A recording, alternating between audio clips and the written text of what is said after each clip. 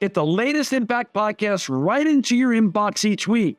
Subscribe by entering your email address at impactpodcast.com to make sure you never miss an interview. This edition of the Impact Podcast is brought to you by ERI. ERI has a mission to protect people, the planet, and your privacy, and is the largest fully integrated IT and electronics asset disposition provider and cybersecurity-focused hardware destruction company in the United States, and maybe even the world. For more information on how ERI can help your business properly dispose of outdated electronic hardware devices, please visit eridirect.com. This episode of the Impact Podcast is brought to you by Closed Loop Partners. Closed Loop Partners is a leading circular economy investor in the United States with an extensive network of Fortune 500 corporate investors, family offices, institutional investors, industry experts, and impact partners. Closed Loop's platform spans the arc of capital from venture capital to private equity, bridging gaps and fostering synergies to scale the circular economy. To find Closed Loop Partners, please go to www.closedlooppartners.com.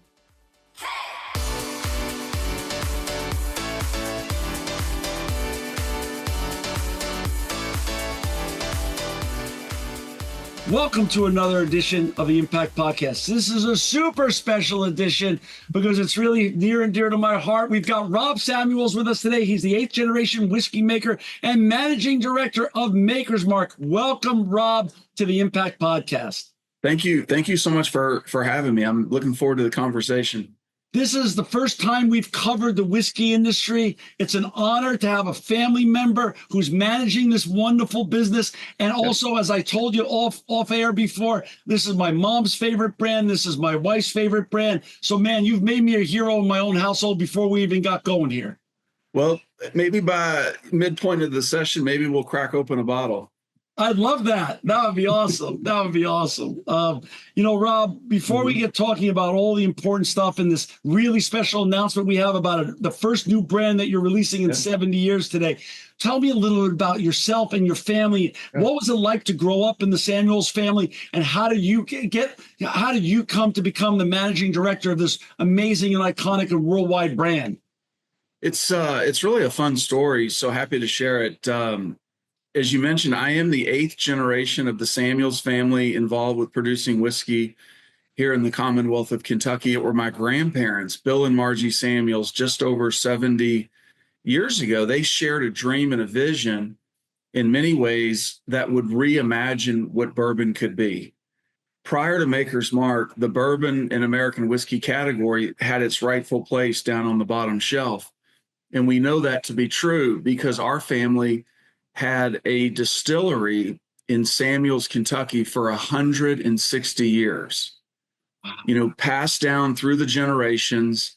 That distillery, which was named T.W. Samuels, was test of manhood, aggressive, abrasive, almost cowboy whiskey. There was no refinement or elevation in bourbon whiskey. And thankfully, my grandparents had the courage to walk away from that legacy.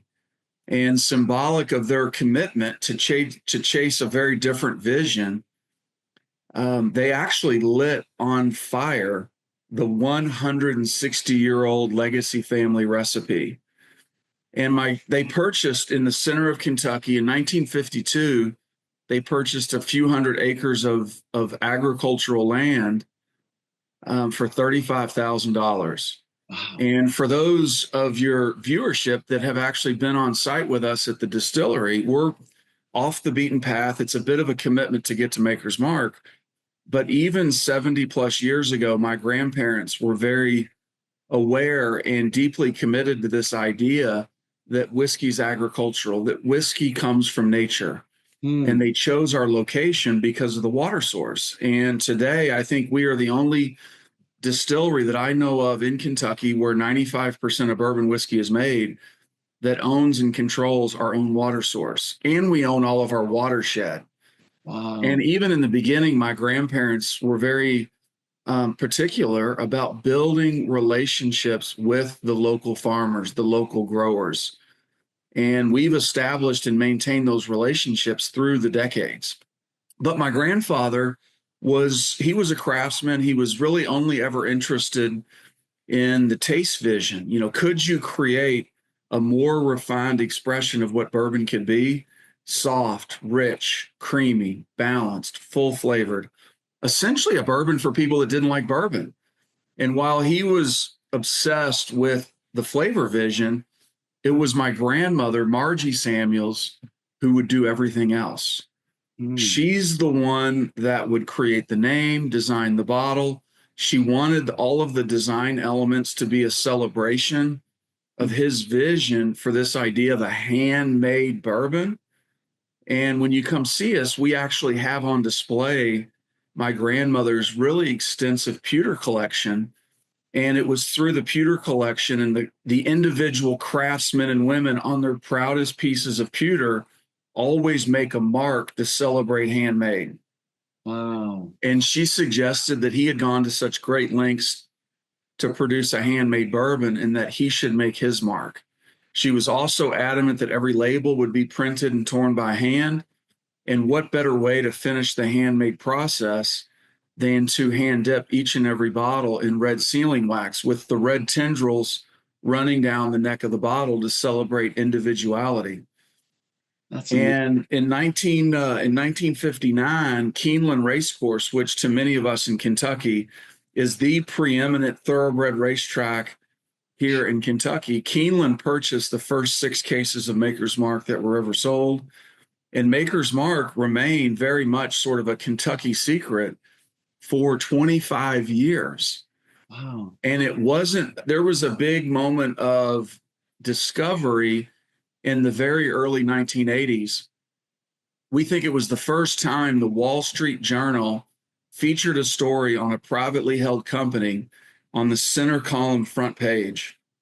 And the Wall Street Journal told the story about this quirky little distillery in Marion County, Kentucky, that goes against the grain to make its mark. The Wall Street Journal said bourbon distiller Maker's Mark is a model of purposeful inefficiency, which was exactly the way my grandparents thought about everything. Their goal was never to be the biggest, was never to be the most efficient, but you had a craftsman and his wife deeply committed to a flavor vision. And they were also committed to the values and the community. And that's why it was such a proud moment for not just the family, but our entire team at the distillery when we became the first and only distillery in Kentucky to become certified as a B Corp, Public Benefit Corporation, which I'm sure many of your viewers are aware. You have to measure and document every aspect of how you operate. And many of the most higher purpose minded companies and brands in the world are part of this B Corp community that are thinking longer term and committed not just to sustainability of your own operations, which obviously we are, but very intentional about living those values of sustainability through the supply chain, committing to treating your people really, really well, especially when you're under pressure, and then giving back to the community a meaningful amount of your profit. It's just incredible. For our listeners and viewers, we got Rob Samuels with us today. He's the 8th generation whiskey maker and managing director of Maker's Mark. To find Rob and to buy his amazing products, please go to makersmark.com, makersmark.com. We're not only talking about the history of Maker's Mark today, we're also talking about their new product launch, their first new product in 70 years. Rob, first, let's go back. That's a lot to unpack, and it's a fascinating journey. Water. Here I am sitting in Fresno, California, arguably the ag belt now of the United States in terms of producing raisins, #1 for raisins, olives, cotton, tomatoes, garlic. But water is a massive political issue. It's been a big political issue here in California dating back to the Chinatown days, and it's getting worse. What with the water source of the water on your farm that your grandma and grandpa picked out in 52? What is that water source, and does it remain as untouched as it was back in 52? It does. We have a 12-acre spring-fed lake. Today, we have almost 2,000 acres in Marion County, Kentucky, 1,100 acres of which are contiguous to the distillery. Every drop of Maker's Mark is produced inside of our National Historic Landmark distillery. Every single bottle is hand dipped on site. Every single label is hand torn. And the distillery footprint itself makes up less than 3% of our property. So across Star Hill Farm, we have our natural water sanctuary, which is made up, of course, of the water source itself. We actually have two lakes, two spring-fed lakes, but we own and control all of the watershed. We also have on Star Hill Farm 450 acres of agriculture where we are partnering with an organization called Understanding Ag and the famed regenerative farming leader, Gabe Brown, to role model at the highest order regenerative farming practices on site, which if you were to visit the distillery here next month, just after we harvest our soft red winter wheat, we plant in the winter and then harvest in the very early summer. We have 2 shepherds on our property. So we will move into our agricultural land 600 sheep as part of the rotational grazing program on site at Maker's Mark. And what's been really inspiring for me and inspiring for our entire team at the distillery is so many of the conversations in whiskey are oriented around manufacturing. You know, what are the things that a distillery steps of manufacturing process that influences the flavor profile and the character of the whiskey, which of course that matters. But when you take it back, the whiskey in your glass comes from nature. Maker's Mark is nature distilled. And over the last 10 to 12 years, we have been working with academics, various research partners to begin to prove that through stewardship of nature, you also push flavor boundaries and they go together. Stewardship of nature, healthier soil, what's better for the environment also leads to more nutrients and more flavor intensity. And in the fall of 2023, Maker's Mark became the first distillery in the world that I know of to have not only our own farm certified by Regenerative, which is the only third-party certifying body acknowledged by the USDA to test at the source in the biological level the actual health of the soil. So Star Hill Farm is certified by Regenerative. And then today, after 35 years of growth, we now have 10 growers in central Kentucky within 30 miles of the distillery that grow 50,000 acres of agriculture on our behalf. All of our corn, all of our wheat that goes into Maker's Mark is grown by these 10 growers within 30 miles. And we have been working hand in hand with these 10 partner growers to move away from conventional farming practices to this regenerative model. 99% of the farmland in the world practices conventional farming, which is heavy tilling, is very aggressive and destroys the topsoil, is often monoculture, so you have denuded soil, and is reliant upon all of these chemical and fertilizer inputs. Whereas we believe the future needs to be a regenerative future whereby there's no heavy tilling, crop rotation, and beginning to reduce all of the chemical inputs. And with this regenerative model, not only is it better for the environment, it is better for the grower. The farmer prospers economically. Their land is maintained for decades into the future. All the research we show says that there are only about 50 harvests left before all of the topsoil on average is completely gone. But it's this connection between stewardship of nature and equals more flavor, and they go together. I want to understand now, you obviously it's your grandma and grandpa on your dad's side. How was it growing up in this family? And when did you get the bug? And when did you start working in the family business? And how did that evolve over the years to you becoming the managing director? Thank you. So my earliest memory, I'll never forget it. I was, probably 6 or 7 years old, hand in hand with my grandfather, walking into the still house, which for those of you watching that have been to the distillery, I mean, it is a magical visually stimulating environment. My grandmother actually designed the distillery, designed the campus not to be industrial, but it feels almost like a quaint little winery. It feels much more personal. But I was in awe. In that moment, all those years ago, I remember asking my grandfather just, about the cypress fermenters, about the copper still, about the sensory that was wafting through the air. And you know what he did? I'll never forget it, because he said, all that's important, but he went around and introduced me to all of the team members working in the distillery. And he said, they're the ones that make it matter. Huh. And I'm so proud that here we are 70 years later. And if you were on site with us at Maker's Mark, the setting is magical. It's a stunningly beautiful campus. The property itself is just, so healthy and vibrant. But it truly is the people that make it matter. And I love the emphasis within B Corp certification that B Corp puts on really treating your team members really, really well. I worked every job in the distillery on campus growing up, but went away to school. And when I came back, I remember asking my father, who was the longtime president of Maker's Mark, I asked him for a job, and he looked at me and he said, well, what can you do? Wow. Wow. And I wasn't prepared to answer that question. So he actually gave me some great advice. I actually went away, left Kentucky, and worked for a different company in our industry for 11 years. Wow. And it was an amazing experience for me, I must say, because, of course, all of the family members have a deep respect and admiration for the family legacy. Sure. But do you want to make it your life's work? That is a very different question.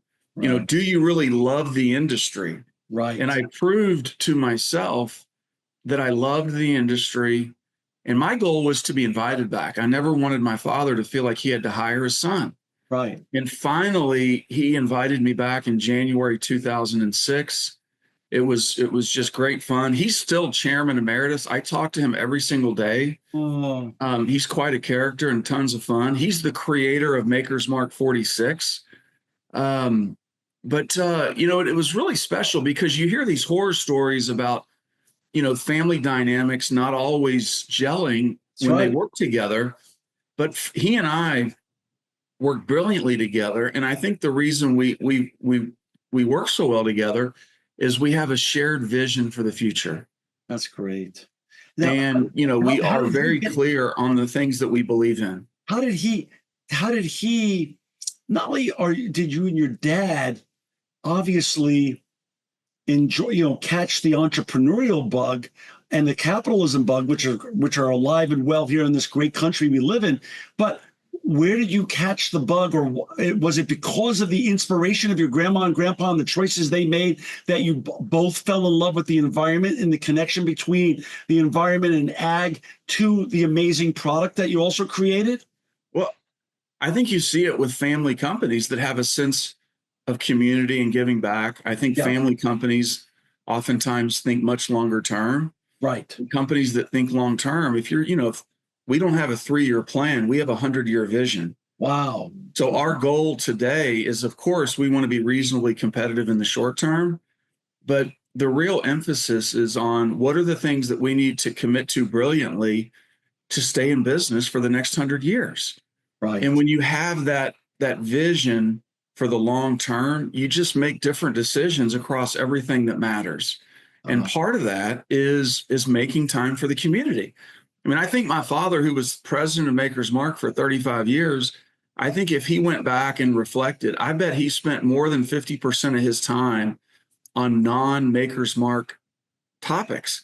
He chaired 25 boards over his career. Wow. Wow. That's a commitment. That's a real commitment to not only making a living to support your family, but giving back and making an impact everywhere that he could. So I'm sure that rubbed off massively on you to be the same in terms of how you carry yourself, in terms of how you treat your employees, and how you also see the greater world around you. It's, even though my grandparents are no longer with us, Yeah. Their vision remains the North Star for everything, That's a, everything that matters, from the team dynamic and how we treat the team, the culture, this obsession with quality and consistency. I mean, Maker's Mark is recognized as the first craft distillery in America. How do you take the first craft distillery in America? For 30 years, we had no growth, but for the last 40 years, we've sold every drop we've had available every year for 40 years. And not just how do you grow, but how do you stay true to who you are? How do you stay authentic as a global brand? And we've done it. I think we're one of the few brands in our industry that has done that. And my father made a courageous decision back in the mid 1990s when it was finally time to expand our distillery. He said, we're not going to expand like most manufacturers. Most manufacturers, when you finally reach growth and it's time to expand, it's how do you make more and reduce your cost base? right. We didn't do that. My Right. dad actually blew out the back of the original distillery and built a mirror image of our original distillery. So he built a second distillery identical to the original distillery. And, same equipment, same process, same scale, helps manage consistency. Oh, got it. Can And you get, yeah, go ahead. I'm sorry. Go ahead. in the beginning, we had 11 team members at Maker's Mark. Today, we have almost 400. In Wow. the beginning, we had 2 team members hand dipping bottles. Today, we have 60. Only distillery that I know of in the world that actually rotates barrels through the maturation process. Wow. The intense aging occurs at the top of the warehouse because heat rises. After 2 summers, our tasting panel tell us when it's time, and we rotate the barrels. So each barrel is matured the optimal way consistently over time, but it's horribly inefficient to do it. Rob, can you give a little tutorial at 30,000 feet for our listeners and viewers who are not exposed to the importance of and the terminology of regenerative agriculture? What does that mean? And then let's then talk more about the interrelationship between quality, taste, consistency that you mentioned earlier with regards to your wonderful products. Again, it's been a really eye-opening journey for our family, and humbling in many ways, because we've made whiskey for so very long, but taking it back to try to understand where flavor comes from. What's the role of soil health in driving flavor? Yeah. How have farming practices changed over time?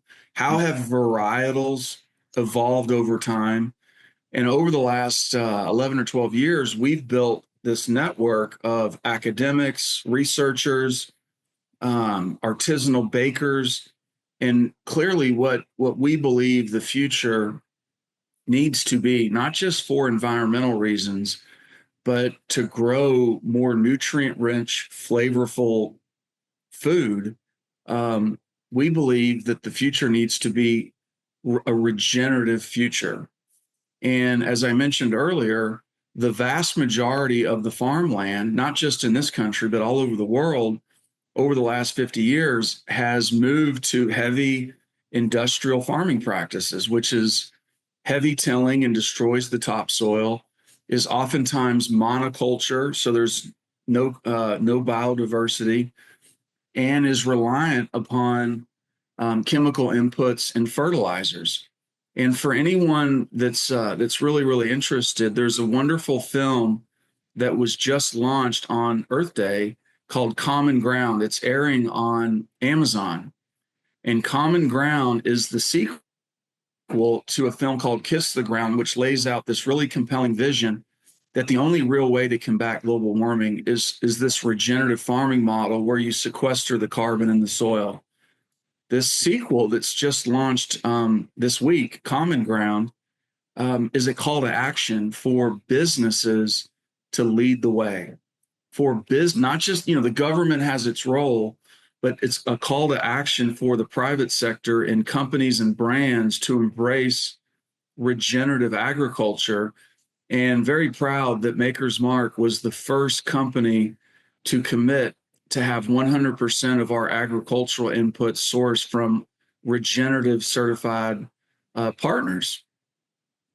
Wow, that's But awesome. regenerative agriculture is all about the healthy soil, at the biodiversity of the soil, which leads to competitive yields, leads to more nutrients, more flavor, and is so much better for the environment. Not just the global warming and sequestering the carbon, but trying to minimize all of the pollutants in the water table through conventional farming. The Common Ground people, I believe, is run by the Kiss the Ground people. That's right. Yes, Kiss the Ground. That's right. And Kiss the Ground was founded by a young man who is brother of.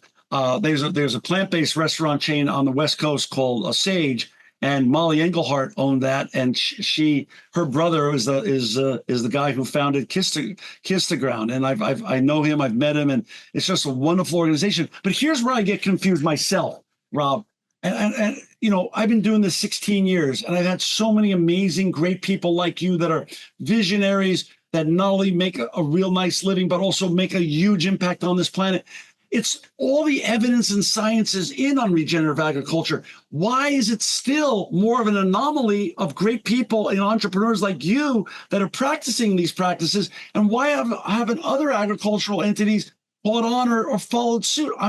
Why is there a break there? Why aren't people following more of what you're doing? The film Common Ground really gets into your point.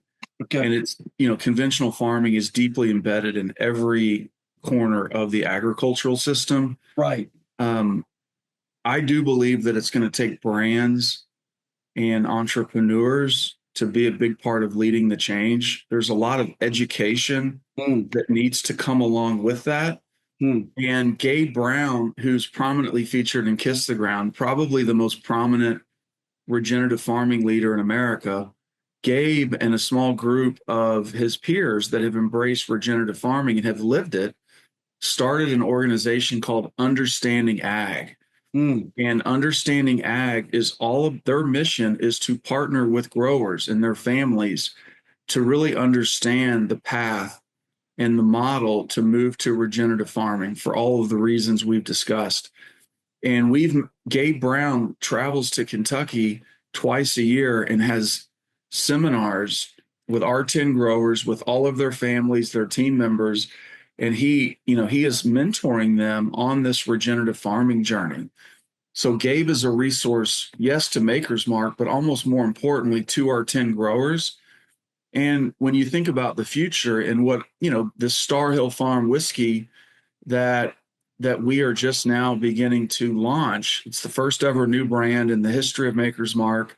Wow. This is not a bourbon. It's a wheat whiskey. No corn. Star Hill Farm whiskey. No corn. No corn is a celebration of nature as the maker. This is a blend of 7 and 8 year old whiskeys. But it's the vision here is to achieve flavor through regenerative agriculture. And we are donating the proceeds from Star Hill Farm whiskey every single year to be a part of advancing regenerative farming practices all over the world. And over the next 3 years, this first 3-year time period, we want to adopt 1 million acres of farmland across Kentucky, our home state, New York State, and the United Kingdom.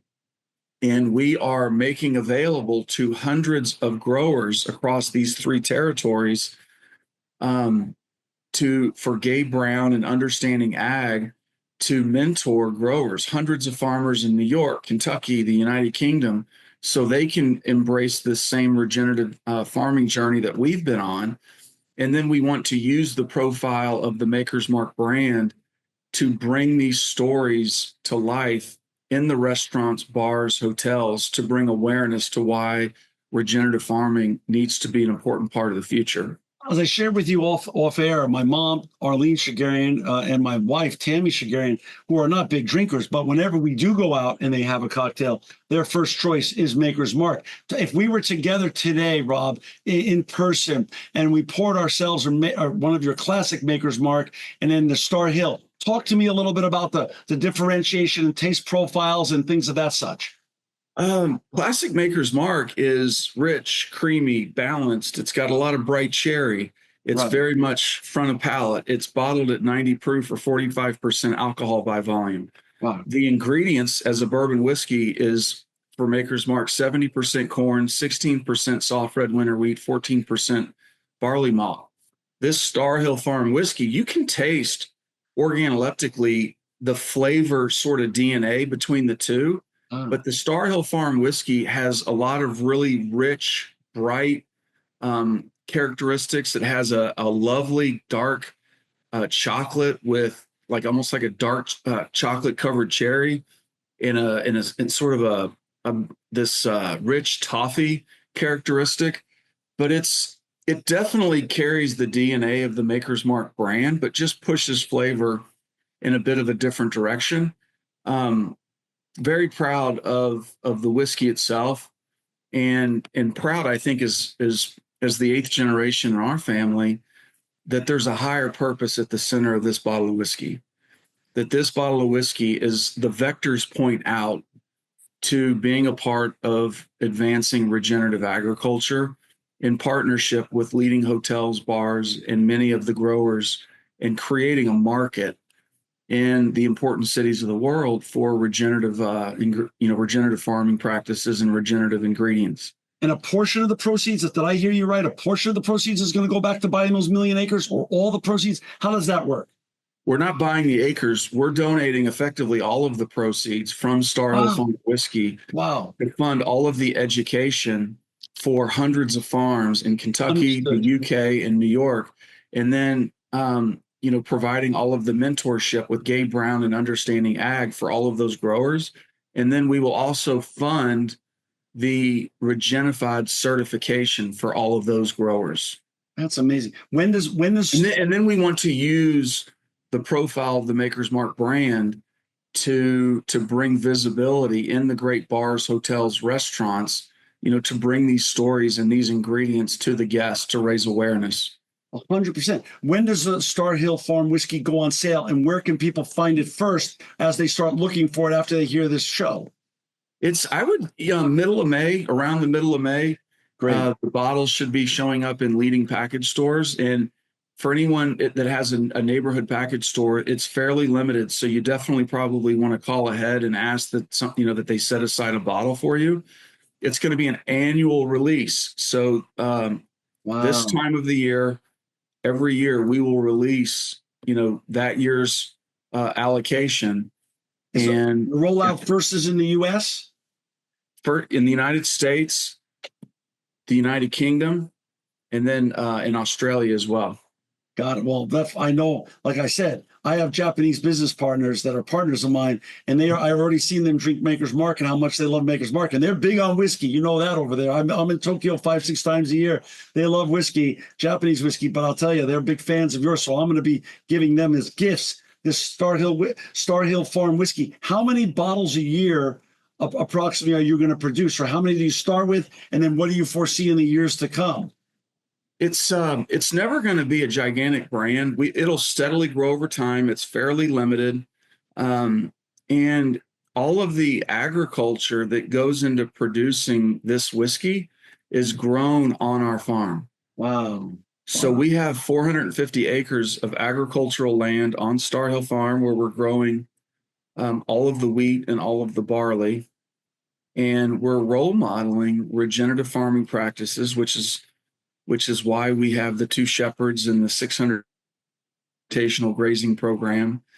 But it's the agriculture from Star Hill Farm, land that we own, we control, practicing the highest level of regenerative farming practices that goes into the Star Hill Farm whiskey each and every year. And we're proud, you see more and more customers all over the world that want transparency and traceability Right. with what they purchase. And there is a new certification mark for whiskey makers that qualify, where any distillery or brand that owns or controls how their ingredients are grown, if they ferment, distill, bottle, and age all of their whiskey, they can become an estate whiskey. Okay, it's all about transparency and traceability, knowing exactly where the ingredients come from. Right. And proud that Star Hill Farm Whiskey is the very first certified estate whiskey in the world. It's incredible. As you know, you're such a forward-thinking person with your dad on the vision of the company, but I know you also are so steeped in the history. As you release this new brand, Star Hill Farm Whiskey, is it with such delight that you know down from the heavens above your grandma and grandfather are so darn proud of what you guys are doing right now? I think they would be very proud. I really do. Yeah. Even though it's a different style of American whiskey, it's still very much born out of the foundations and the DNA of their vision. You know, Maker's Mark is a wheated bourbon. Our flavoring grain is soft red winter wheat. I actually have the tasting notes that my grandmother made back in the early 1950s as they were baking loaves of bread in their family kitchen, experimenting with different potential flavoring grains. I mean, it's a cookbook full of all of these heirloom varietals and all these different things. And as we started this journey, trying to understand where flavor comes from and how farming practices have changed, how varietals have changed, we did the same thing. What is the flavor range of possibilities that can be created through wheat? How much has flavor changed in wheat? And the answer was a lot. Up until about 60 years ago, all wheat was grown locally. And there was a moment in time where a very respected Nobel Prize winning scientist crossbred varietals of wheat that for the very first time were shelf stable. So you could ship it all over the world and feed the starving populations of the world. But he took the flavor out. And we've been on a mission to bring the flavor back. And what we've learned is, yes, modern varietals of wheat will help drive more flavor, but we believe more than half of the flavor comes from the health of the soil. And it's the health of the soil is achieved through stewardship of nature. That's incredible. Rob, as you and I know, there's a generation of young people. I'm 62 now, but there's a young generation. My children are 38 and 31. And there's a whole new generation of adults that enjoy your great product, Maker's Mark historically. Now they're going to enjoy your new product as well. Talk a little bit about, but they care about, like you just said, transparency, impact, circularity, sustainability. How do you market to that new generation, realizing your old generation loves you, still loves you because of the quality, and they're very tied to your brand? People like my mom, people like my wife, they love your brand. But now, how do you slightly adjust your marketing to go after the next generation of people who care about the exact topics you're talking about today? We believe doing good is good for business. Right. And we see clearly that more and more customers want to choose brands where they have shared values. Right. And it's, our marketing plan is really no more complicated than telling stories. And, so many brands in every category, not just in distilled spirits, so many products are invented by marketers. You peel back the layers and there's just not a lot there. Right. We're blessed that our brand came from the heart and soul of a craftsman, and it's real, it's authentic. There's layers and layers and layers. And we love sharing the depth of who Maker's Mark is, whether it's with folks that make the pilgrimage to our distillery. We were the first distillery in Kentucky to formally host visitors. What? And yes, my grandmother, Margie Samuels, would go on to become the first female ever from a distillery to be inducted into the Kentucky Bourbon Hall of Fame. Oh, that's awesome. And not only is she credited with designing maybe the most iconic bourbon whiskey package, which has never changed. We have the first bottle and it looks exactly like you would see on the back bar at your local restaurant. But she had this vision of designing the campus and the distillery not to be purely functional, but to balance function and form, to be personal. Let's invite people that are interested to come experience it, to come live it. There's nothing more personal than when you invite a friend to your home. And that was her vision. So we hosted visitors at Maker's Mark since day one, since the very beginning. And today, the distillery is a National Historic Landmark. Our vision for the distillery and Star Hill Farm is to become the most culturally rich, endearing, and environmentally responsible home place of any brand in the world. So when you come visit, you spend not an hour, sort of ushering through the distillery, but you spend a full day in nature, experiencing the leadership in nature that drives flavor. I was told we have the second most extensive modern art collection in Kentucky. Really? She had a wonderful eye for design and loved design details. And one of the ways we celebrate the legacy and vision of our founders is through all of these artistic collaborations. So we have dozens and dozens and dozens of handmade artwork woven through the experience. Actually, in July of this year, July 1st through the end of December, we are hosting a Dale Chihuly exhibition at Maker's Mark. Oh. So if you're familiar with the renowned glass artist Dale Chihuly, we'll have 12 to 15 of those large-scale, iconic installations woven through the campus and the gardens, in nature, in our limestone whiskey cellar. That's so awesome. Rob, you're already sold. You sell your products all around the world. It's an iconic brand.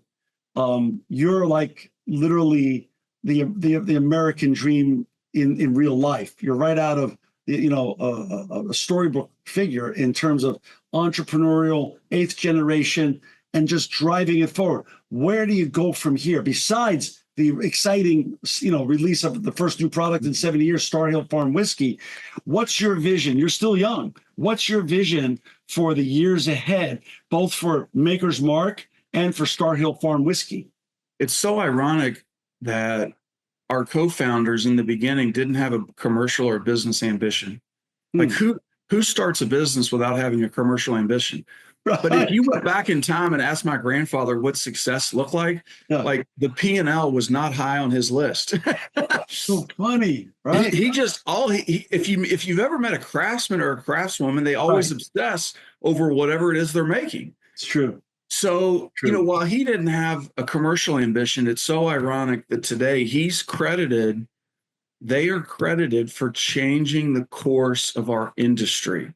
And it was an awesome moment. A couple of years ago, Food and Wine magazine did a survey with 30 of the most respected American whiskey leaders, master distillers, brand owners, whiskey writers, and they were asked to rank the most important bourbon brands of all time. And all but two said Maker's Mark is the most important bourbon brand that's ever been made. And the journalist that sort of summarized the findings said that the co-founders of Maker's Mark chose to reimagine a future for bourbon when it didn't look like bourbon had a future. When my grandparents were starting, bourbon was taking a nosedive. It was declining every, year on year. But here we are. I think we have an opportunity to take this brand all over the world. The values of Maker's Mark, the organoleptics of Maker's Mark, the higher purpose of Maker's Mark, it resonates with consumers all over the world, just like it does here in our backyard. Right. So, we intend to continue following our founders' North Star as the vision for the brand. Everything is perfectly unreasonable in all of our pursuits. And, we love sharing what we do, whether it's at the distillery. I'm going to London in a couple of weeks to share the first sips of Star Hill Farm whiskey. And, the authenticity of this brand resonates with folks all over the world. Like I said, my partners in Japan turned me on to other great whiskeys over there, and they take great pride. I wouldn't be shocked if you told me that other whiskey manufacturers around the world call you and ask you for advice or guidance in terms of all the things you talked about today, in terms of regenerative agriculture, sustainability, impact, giving back to being community. I mean, I'm sure your wisdom is people are seeking that at all times. What we've been told by Regenerative, which is the third party that certifies all of our agricultural land as regeneratively through regenerative farming practices. Yeah. After we announced our Regenerative certification, the number of other distilleries and other companies that reached out to learn more jumped up dramatically. That's great. And I think it's, if we can do it, others can do it. That's right. And if we can do it at scale, we're at scale today. If we can do this at scale, others can as well. Can you hold up both your original Maker's Mark and your Star Hill? I want you to show our first of all, I want you just to show again how each one is poured and unique in terms of the pour on the seal. I love that. That red seal is so iconic. This is the first bottle of Maker's Mark. No. This is the very first bottle of Maker's Mark. That's crazy. That's dated. So it's May 8, 1958. It looks like it's back of the bar in one of my favorite bars here. That's awesome. And then I've showed you the Star Hill Farms. Yeah. Star Hill Farm wheat whiskey. We're proud of both of them. I'm proud of the higher purpose, and just proud to share it. And I appreciate you making the time to connect and come see us. Open invitation for you and your viewers to come see us. Well, Rob, first of all, I'm going to bring my family down there in the future. I'm going to take you up on that. Second of all, I'm going to buy some of your Star Hill Farm whiskey and give it as gifts this year, because I really love, before I even knew you were giving back the profits for education purposes for more regenerative agriculture, I just love an 8th generation, a family member, taking what their grandparents crafted, with all their blood, sweat, and tears, and their dad, and now you're taking it to new levels and new heights. We've got to celebrate that in America. You're part of, on the other side of the technology geniuses out there, like the Elon Musks, which good for them, and we're proud of them too. We're just proud of people like you that are just amazing, great Americans that take great legacies and take it to new heights. And so, Rob, I just want to say thank you for your time today. Thank you for all you're doing. For our listeners and viewers to find Rob, again, you can go to makersmark.com, and all the bars, restaurants, and other great retail outlets that sell these wonderful products. You'll find it. And as you said earlier, Star Hill whiskey's coming out in mid-May. Get it while it's out, because it's a limited.